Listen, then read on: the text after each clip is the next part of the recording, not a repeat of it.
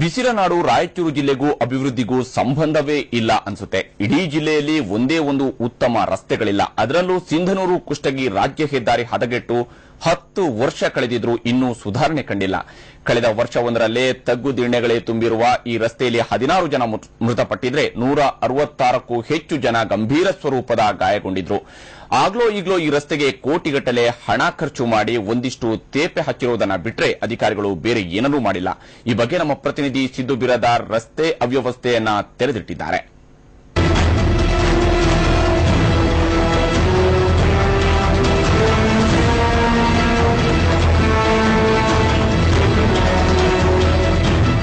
ಚುನಾವಣೆಗೆ ಬಂದು ಅಂದ್ರೆ ಸಾಕು ನಮ್ಮ ರಾಜಕಾರಣಿಗಳು ಭರವಸೆಗಳ ಮಹಾಪೂರ್ಣೆ ಹರಿಸ್ತಾರೆ. ಹಳ್ಳಿಗೂ ರಸ್ತೆ ಮಾಡ್ತೀವಿ, ನೀರು ಕೊಡ್ತೀವಿ ಅಂತೆಲ್ಲ ಸುಳ್ಳು ಭರವಸೆಗಳನ್ನ ಕೊಡ್ತಾರೆ. ಆದ್ರೆ ಚುನಾವಣೆ ಮುಗಿದ ನಂತರ ಯಾವೊಬ್ಬ ರಾಜಕಾರಣಿಗಳು ಹಳ್ಳಿ ಜನತೆಯ ಸಮಸ್ಯೆಗಳತ್ತ ಗಮನ ಹರಿಸಲ್ಲ ಅನ್ನೋದಕ್ಕೆ ಸಿಂಧನೂರು ಕುಷ್ಟಗಿ ರಾಜ್ಯ ಹೆದ್ದಾರಿನಲ್ಲಿ ಜೀವಂತ ಸಾಕ್ಷಿಯಾಗಿದೆ.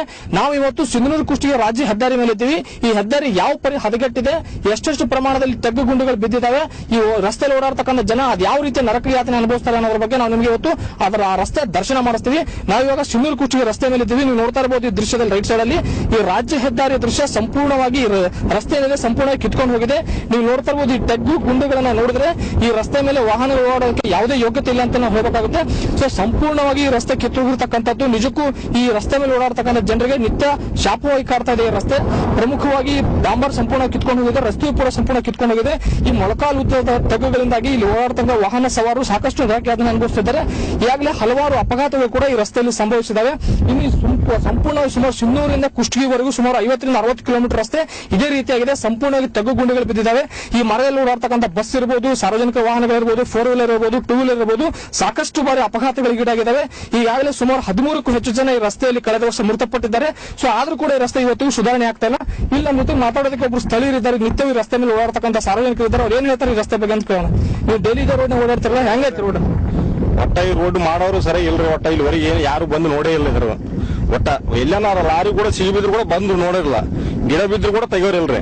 ನಮ್ಮ MLA ಅಂದ್ರೆ ಒಟ್ಟಿಗೆ ರೋಡಿಗೆ ನೋಡಿಲ್ರಿ. ನಾವು MLA ಹಂಗೆ ನೋಡಿಲ್ಲ ಇಲ್ವರೆಗೆ. ನಾವು ಓಟ್ ಹಾಕ್ಸಲಂದ್ರೆ ಬರ್ತಾನೆ ನೋಡ್ರಿ. ಇದ್ರ ಬಗ್ಗೆ ರೋಡ್ ಮಾತ್ರ ಒಟ್ಟ ಡಗದ ಒಟ್ಟ ಹಾಕ್ಯಾರ. ಅಲ್ಲಿ ಒಂದ್ 2 ಕಂಕರ್ ಕುಟ್ಟ ಹಾಕ್ಯಾರ. ಮೊನ್ನೆ ಶ್ರೀರಾಮ್ ಅವ್ರಿಗೆ ಹೇಳಿದ್ವಿ, ನಾವು ಕಂಪ್ಲೇಂಟ್ ಕೊಟ್ಟಿದ್ವಿ. ಒಂದು 4 ಟ್ರಿಪ್ ತಂದು ತೆಳಗೆ ಹಾಕಿ ಹೋಗ್ಬಿಟ್ರು ಅಷ್ಟೇ ರೀ. ರಸ್ತೆ ಸಂಪೂರ್ಣ ಹದಗೆಟ್ಟೋಗಿದೆ. ಯಾವುದೇ ರಾಜಕಾರಣಿಯೂ ಸಹ ನಮ್ಮ ಮಾತಿಗೆ ಬೆಲೆ ಕೊಡ್ತಲ್ಲ. ಸಿಂಧನೂರು ಶಾಸಕರು ಸಹ ಈ ರಸ್ತೆಯತ್ತ ಗಮನ ಹರಿಸಿಲ್ಲ ಅಂತ ಆಕ್ರೋಶ ವ್ಯಕ್ತಪಡಿಸ್ತಾ ಇದ್ದಾರೆ. ಅದೇ ರೀತಿ ಮಸ್ಕಿ ಶಾಸಕರು ಸಹ ಸಾಕಷ್ಟು ಈ ಕಡೆ ಗಮನ ಹರಿಸಬೇಕಾಗಿತ್ತು, ಗಮನ ಹರಿಸಿಲ್ಲ ಅಂತಕ್ಕಂಥ ಆಕ್ರೋಶ ವ್ಯಕ್ತಪಡಿಸ್ತಾ ಇದ್ದಾರೆ. ಇನ್ನೊಬ್ಬ ವಾಹನ ಚಾಲಕರು ನಮ್ಮ ಜೊತೆಗಿದ್ದಾರೆ.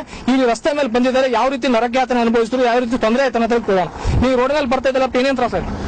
ಏನ್ ತ್ರಾಸ ಅಂತ ಏನ್ ಹೇಳೋಣ ಸರ್. ಇದ್ರ ಪರಿಸ್ಥಿತಿ ಗಂಭೀರ ಆಗಿ ಹೋಗೈತೆ. ನಮ್ಗೆ ಏನ್ ಫೈನಾನ್ಸ್ ನ ಗಾಡಿ ಮಾಡ್ಕೊಂಡು ನಾವು ಈ ರೋಡ್ ನಲ್ಲಿ ಅಡ್ಡಾಡಕ ಒಂದ್ ಟೈರಿಗೆ ಮ್ಯಾಕ್ಸಿಮಮ್ 3,000-3,500 ರೂಪಾಯಿ ಬೀಳ್ತದ ಒಂದ್ ಟೈರ್.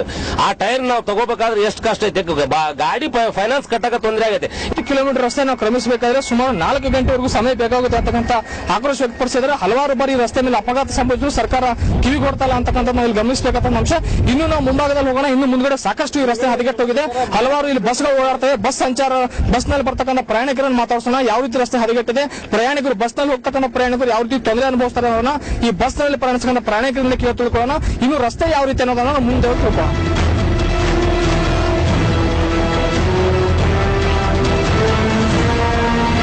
ಸಿಂಧನೂರು ಕುಷ್ಟಗಿ ರಸ್ತೆ ಮತ್ತೆ ಇರ್ತಕ್ಕಂಥ ಮಲ್ಲದಗುಡದ ಬಳಿ ಇದ್ವಿ.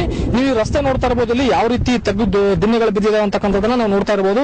ಹಲವಾರು ವಾಹನ ಸವಾರರು ಇವತ್ತು ಈ ರಸ್ತೆ ಮೇಲೆ ಓಡಾಡ್ತಕ್ಕಂಥ ನಿತ್ಯ ಓಡಾಡ್ತಕ್ಕಂಥ ಜನ ಭಾರಿ ತೊಂದರೆಯನ್ನು ಅನುಭವಿಸ್ತಾ ಇದ್ದಾರೆ. ನಿಜವಾಗ್ಲೂ ಈ ರಸ್ತೆ ಗುಂಡಿಗಳನ್ನು ನೋಡ್ತಾ ಇದ್ರೆ ಯಾವೊಬ್ಬ ರಾಜಕಾರಣಿ ಆಗಲಿ ಅಧಿಕಾರಿಗಳಾಗಲಿ ಈ ರಸ್ತೆ ಕಡೆ ಗಮನ ಹರಿಸಿಲ್ಲ ಅಂತಕ್ಕಂಥದಕ್ಕೆ ಒಂದು ಜೀವಂತ ಸಾಕ್ಷಿ ಅಂತ ಹೇಳಬೇಕಾಗುತ್ತೆ. ಈಗ ಇಲ್ಲೊಂದು ವಾಹನ ಬರ್ತಾ ಇದೆ, ಅದು ಕೂಡ ಸಾಕಷ್ಟು ಒಂದು ನರಕ ಯಾತನೆ ಪಡ್ತಾ ಇದೆ. ವಾಹನ ಸವಾರ ವಾಹನ ಓಡಿಸೋದಕ್ಕೆ ಅಷ್ಟು ಕಷ್ಟಪಟ್ಟು ಓಡಿಸ್ತಾ ಇದ್ದಾನೆ, ವಾಹನ ಸಂಪೂರ್ಣ ಹಾಳಾಗೋಗುತ್ತೆ. ಸೊ ಇಲ್ಲಿ ನೋಡ್ತಾ ಇರಬಹುದು, ಇಲ್ಲಿ 2 ವಾಹನಗಳು ಕೂಡ ನಿಂತ್ಕೊಂಡಿದೆ. ಇಲ್ಲಿ 4 ವೀಲರ್ ಬಂದಿದ್ದಾರೆ ರಸ್ತೆ ಮುಖಾಂತರ ಹೋಗ್ತಕ್ಕಂಥವ್ರು. ಸೊ ಇಲ್ಲಿ ಲೆಫ್ಟ್ ಸೈಡ್ ಅಲ್ಲಿ ನೋಡ್ತಾ ಇರಬಹುದು ಬಸ್ ಬರ್ತಾ ಇದೆ. ಈ ಬಸ್ ಯಾವ ರೀತಿ ಒಂದು ಜಂಪ್ ಆಗ್ತಾ ಇದೆ ಅಂತ ನೀವು ಗಮನಿಸ್ತಾ ಇರಬಹುದು. ಯಾವ ರೀತಿ ಎಷ್ಟೊಂದು ಆ ಡ್ರೈವರ್ ಚಾಕಚಕ್ಯ ವಾಹನ ಓಡಿಸ್ತಾ ಇದ್ದಾನೆ. ಸಾಕಷ್ಟು ರಸ್ತೆ ಹದಗೆಟ್ಟೋಗಿದೆ ಸಂಪೂರ್ಣವಾಗಿ. ಯಾವ ರೀತಿ ಬಸ್ ಅನ್ನ ಹೋಗ್ತಾ ಇದೆ ಅಂತ ನೋಡಬಹುದು. ಒಳಗಡೆ ಇರ್ತಕ್ಕಂಥ ಪ್ರಯಾಣಿಕರು ಯಾವ ರೀತಿ ತೊಂದರೆ ಅನುಭವಿಸೋದು ಅಂತಕ್ಕಂಥ ನಮ್ಮ ಊಹೆಗೂ ಕೂಡ ಆಗಲಾದಂತ ಸ್ಥಿತಿ ಇದೆ. ಇನ್ನೊಬ್ಬರು ಇಲ್ಲಿದ್ದಾರೆ, ಒಬ್ಬರು ಬುದ್ಧಿಜೀವಿಗಳಿದ್ದಾರೆ, ಸಾಕಷ್ಟು ಜನ ಇದ್ದಾರೆ. ಸೊ ಇವರು ಕೂಡ ವಾಹನ ಮುಖಾಂತರ ಕುಷ್ಟಗಿ ಮಾರ್ಗವಾಗಿ ಈ ರಸ್ತೆ ಮುಖಾಂತರ ಸಂಚರಿಸ್ತಾ ಇದ್ದಾರೆ. ಸೊ ಇದು ಒಂದು 4 ವೀಲರ್ ಇದೆ, ಬಹಳ ನಾಜೂಕಾದಂತ 4 ವೀಲರ್. ಸೊ ಈ ವಾಹನ ಈ ರಸ್ತೆ ಮೇಲೆ ಓಡಾಡಕ್ಕೆ ಯೋಗ್ಯನಿಲ್ಲ. ಇದು ಒಂದ್ 2-3 ಸಾರಿ ಓಡಾಡಿದ್ರೆ ನೇರವಾಗಿ ಗ್ಯಾರೇಜ್ ಹೋಗೋದು ಗ್ಯಾರಂಟಿ. ಸೊ ಇವ್ರೇನ್ ಹೇಳ್ತಾರೆ ಈ ರಸ್ತೆ ಬಗ್ಗೆ ಅಂತ ಕೇಳೋಣ. ಸರ್, ಎಲ್ಲಿಂದ ಬರ್ತಾ ಇದ್ರೆ, ಹೇಗಿದೆ ರೋಡ್? ನಾವು ಇಲ್ಲಿ ಗುಂಜಹಳ್ಳಿಲಿದ್ದ ಬರಕತ್ತೀವಿ. ರೋಡ್ ಎಲ್ಲ ಕೆಟ್ಟೋಗೈತೆ. ಇದು 7-8 ವರ್ಷದ ಕೆಟ್ಟಿದ್ರು ಯಾರು ಇದನ್ನು ರಿಪೇರಿ ಮಾಡುವಲ್ರು. ಕನಿಷ್ಠ ಹೊಸ ರೋಡ್ ಒಂದ್ಸಲ ಹಾಕಿದ್ರು ಟ್ಯಾಪ್ ನಲ್ಲಿ ರಸ್ತೆ ಸಂಪೂರ್ಣ ಹದಗೆಟ್ಟು ಹೋಗಿದೆ, ಸಂಪೂರ್ಣ ಕಿತ್ಕೊಂಡು ಹೋಗಿದೆ. ಯಾರೊಬ್ಬ ರಾಜಕಾರಣಿಗಳು ಈ ರಸ್ತೆ ಸುಧಾರಣೆ ಅಂತ ಗಮನ ಹರಿಸ್ತಿಲ್ಲ ಅಂತಕ್ಕಂಥ ಆಕ್ರೋಶ ವಾಹನ ಸವಾರರು ವ್ಯಕ್ತಪಡಿಸಿದ್ದಾರೆ. ಇನ್ನೂ ಈ ರಸ್ತೆ ಮಾರ್ಗದಲ್ಲಿ ಯಾವ ರೀತಿ ಹದಗೆಟ್ಟಿದೆ, ಎಷ್ಟೆಷ್ಟು ತೆಗ್ಗುದಿನಿಗಳಿದಾವೆ, ಮತ್ತೆ ಈ ರಸ್ತೆಯಲ್ಲಿ ಬರ್ತಕ್ಕಂಥ ಬಸ್ನಲ್ಲಿ ಪ್ರಯಾಣಿಕರು ಯಾವ ರೀತಿ ತೊಂದರೆ ಅನುಭವಿಸ್ತಾ ಇದ್ದಾರೆ ಅದನ್ನ ನಾವು ಮುಂದೆ ಹೋಗಿ ತಿಳ್ಕೊಳ್ಳೋಣ. ಇಲ್ಲಿ ಯಾವ ರೀತಿ ಬಸ್ ಬರ್ತಾ ಇದೆ ನೋಡಬಹುದು. ಈ ಬಸ್ ಮಂತ್ರಾಲಯಕ್ಕೆ ಹೋಗ್ತಾ ಇದೆ, ನರಗುಂದದಿಂದ ಬರ್ತಾ ಇದೆ. ಈ ಬಸ್ ನಲ್ಲಿ ಬರ್ತಕ್ಕಂಥ ಪ್ರಯಾಣಿಕರು ಯಾವ ರೀತಿ ತೊಂದರೆ ಅನುಭವಿಸಿದ್ರು ಅನ್ನೋದನ್ನ ನಾವು ಪ್ರಯಾಣಿಕರನ್ನು ಮಾತಾಡ್ಸೋಣ. ಈ ಪ್ರಯಾಣಿಕರು ಯಾವ ರೀತಿ ತೊಂದರೆ ಅನುಭವಿಸಿದ್ರು, ಈ ರಸ್ತೆ ಮೇಲೆ ಬರಬೇಕಾದ್ರೆ ಎಷ್ಟೆಷ್ಟು ತೊಂದರೆ ಆಯ್ತು ಅನ್ನೋದನ್ನ ಮಾತಾಡ್ಸೋಣ. ಸೊ ಈ ಒಳಗಡೆ ಹೋಗ್ಬಿಟ್ಟು ಬಸ್ ನಲ್ಲಿ ಪ್ರಯಾಣಿಕರು ಯಾವ ರೀತಿ ತೊಂದರೆ ಅನುಭವಿಸ್ತಾ ಇದ್ದಾರೆ ಅಂತ ಕೇಳೋಣ.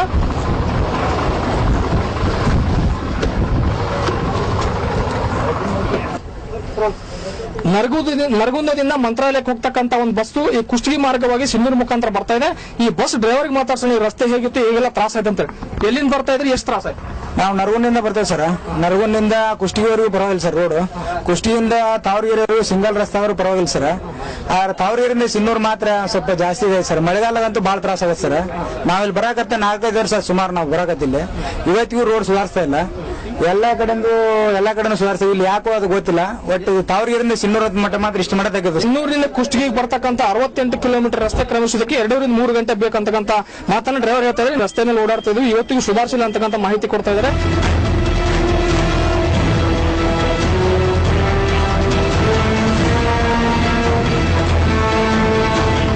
ಈ ಒಂದು 4-ವೀಲರ್ ಬರ್ತಾ ಇದೆ, ಎಷ್ಟೆಷ್ಟು ಜಂಪ್ ಆಗ್ತಾ ಇದೆ, ಆ ಟೈರ್ ಯಾವ ಭಾಗದಲ್ಲಿ ಎಷ್ಟು ತೆಗೆದಿನಗಳಲ್ಲಿ ಬೀಳ್ತಾ ಇದೆ ಅಂತಕ್ಕಂಥದನ್ನ ನಾವು ನೋಡ್ತಾ ಇದೀವಿ. ಸೊ ಸಾಕಷ್ಟು ರೀತಿಯ ಒಂದು ತೊಂದರೆ ಅನುಭವಿಸಬೇಕಾಗುತ್ತೆ ಈ ರಸ್ತೆಯಲ್ಲಿ ಹೋಗ್ತಕ್ಕಂಥ ವಾಹನ ಸವಾರರು. ಹಲವಾರು ಬಾರಿ ವಾಹನಗಳು ರಿಪೇರಿ ಆಗಿದ್ದಾವೆ, ಸಾಕಷ್ಟು ತೊಂದರೆ ಅನುಭವಿಸಿರ್ತಕ್ಕಂಥ ನಮ್ಮ ಗಮನಕ್ಕೆ ಬಂತು. ಇನ್ನು 8 ವರ್ಷಗಳಿಂದ ಈ ರಸ್ತೆ ಮೇಲೆ ಓಡಾಡ್ತಕ್ಕಂಥ ಜನ ವಿಪರೀತ ತೊಂದರೆ ಅನುಭವಿಸ್ತಾ ಇದ್ದಾರೆ ಅಂತಕ್ಕಂಥ ನಮ್ಮ ಗಮನಕ್ಕೆ ಬಂತು. ಇನ್ನಾದ್ರೂ ಈ ರಸ್ತೆ ದುರಸ್ತಿಗೆ ಸರ್ಕಾರ ಕ್ರಮ ಕೈಗೊಳ್ಳುತ್ತೋ ಇಲ್ವೋ ಅಂತಕ್ಕಂಥದನ್ನು ನಾವು ಕಾದುಕೊಳ್ಳಬೇಕಾಗುತ್ತೆ. ಒಟ್ಟಾರೆ ಈ ರಸ್ತೆ ಮೇಲೆ ಓಡಾಡ್ತಕ್ಕಂಥ ಜನ ಮಾತ್ರ ನಿತ್ಯವೂ ಸರ್ಕಾರಕ್ಕೆ ಮತ್ತು ಆಡಳಿತಕ್ಕೆ ಮತ್ತು ಅಧಿಕಾರಿಗಳಿಗೆ ಹಿಡಿ ಶಾಪ ಹಾಕ್ತಾ ಇದ್ದಾರೆ ಅಂತಕ್ಕಂಥದ್ದು ಇಲ್ಲಿ ಎರಡು ಮಾತಿನ.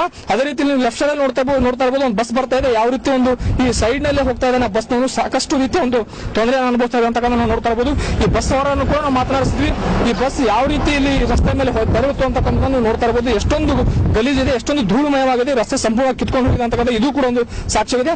ಒಟ್ಟಿನಲ್ಲಿ ಸರ್ಕಾರ ಇನ್ನಾದ್ರೂ ಎಚ್ಚೆತ್ತುಕೊಂಡು ಈ ಸಿಂಧನೂರು ಕುಷ್ಟಗಿ ರಾಜ್ಯ ಹೆದ್ದಾರಿ ದುರಸ್ತಿಯತ್ತ ಗಮನ ಹರಿಸಬೇಕಾಗಿದೆ ಅಂತಕ್ಕಂಥದ್ದು ಸ್ಥಳೀಯರ ಒತ್ತಾಯವಾಗಿದೆ. ಸಿಂಧನೂರಿನಿಂದ ಕ್ಯಾಮರಾಮನ್ ಕುಮಾರ್ ಜೊತೆ ಸಿದ್ದು ಬಿರಾದಾರ್, TV9 ರಾಯಚೂರು.